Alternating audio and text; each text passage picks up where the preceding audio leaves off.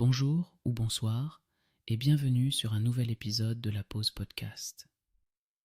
On se retrouve aujourd'hui pour explorer un sujet fascinant et peut-être un peu inattendu. L'histoire du porte-éponge. Imaginez-vous dans le calme d'une cuisine accueillante avec des rayons de lumière qui filtrent à travers les fenêtres. Avant de nous plonger dans l'histoire, prenons un moment pour nous installer confortablement. Respirez profondément, sentez-vous relaxé et permettez à votre esprit de vagabonder. Le porte-éponge, cet objet du quotidien que nous utilisons souvent sans réfléchir, a une histoire riche et intrigante. Son origine remonte aux temps anciens, lorsque les gens utilisaient des éponges naturelles pour nettoyer.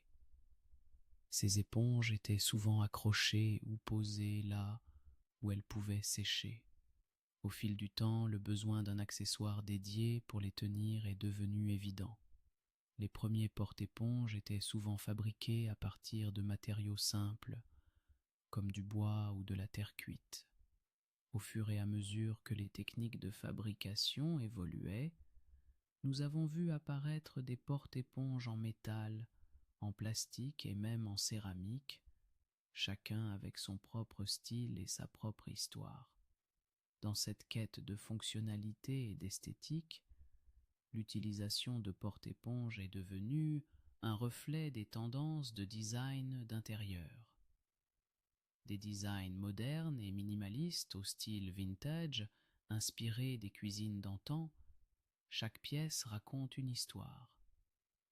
Imaginez un porte-éponge élégant sur un comptoir en marbre, accueillant une éponge usée mais aimée.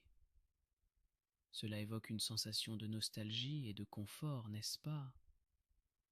Et saviez-vous que certains porte-éponges étaient également conçus pour contenir des savons? Ces doubles fonctions ont permis d'élever cet objet de ménage à un véritable accessoire de décoration. En effet, un porte-éponge bien choisi peut rehausser l'ambiance de n'importe quelle cuisine ou salle de bain, ajoutant une touche personnelle, tout en restant pratique. Mais au-delà de leur fonctionnalité, les porte-éponges symbolisent aussi notre rapport à la propreté.